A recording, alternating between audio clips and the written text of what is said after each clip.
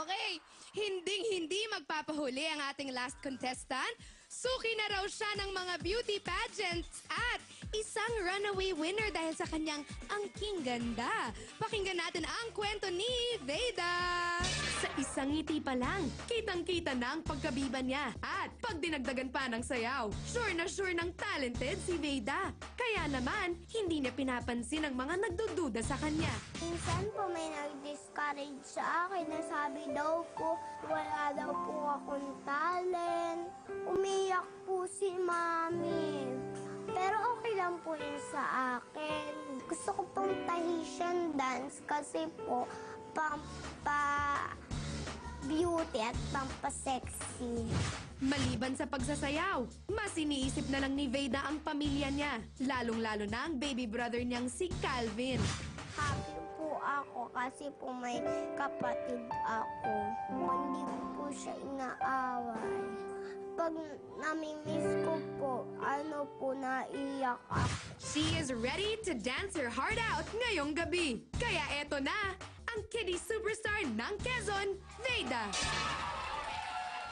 Ano ba kung bakit maganda? Simple lang naman. Ang sekreto dyan, kumain ng tama, matulog ng maagap, at mag-exercise sa umaga para mapanatili ang aking katalinuhan at ang aking kagandahan. At dahil dyan, sasayawan ko kayo. Music, please.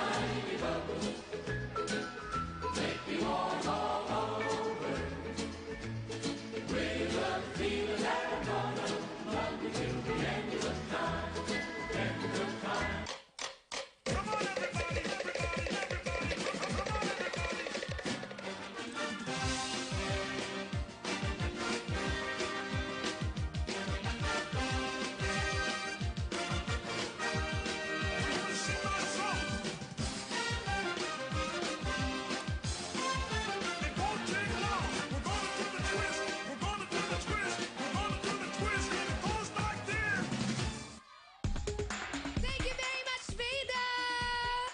Kasama natin si Mommy Da ni Veda. Jurors, anong masasabi ninyo sa performance ni Veda? Veda, bagay na bagay ka dito sa Star Circle Quest. Kasi dito, na-showcase mo talaga lahat ng talents mo. At good job! Yun ang masasabi ko sa'yo, Veda. Thank you po. Thank you, Ate Gladys. Sabi daw nila, tuwing weekend na lang daw kayo nagkikita ng daddy mo. Bakit ganon? Kasi po, pag minsan di po siya uuwi. Hindi ka ba nasasad na bihira mo na lang makita ang daddy mo? Pag minsan po, O paano? Pag nakikita kayo, paano mo naman sinusulit yung mga oras ninyong dalawa? pag minsan po na nagtitv po kami. Saan ba ang daddy mo? Dito po sa Manila siya nagwo-work. Tapos taga Quezon kayo. Opo. Ang gwapo ni Daddy, Si Daddy, oh. Para may kamukha So, yan. dapat- Daddy. Fairness kay Daddy, Kaya pala bihira lang umuwi, Ano ba, Daddy? Ganun ba yun? Porque, Huwag na ano? bukuhin. Mami, anong masasabi ninyo doon? Wala po. Pero magaling na bata to. Magaling na bata to. Very sharp. Okay, thank you, jurors! And thank you, Veda!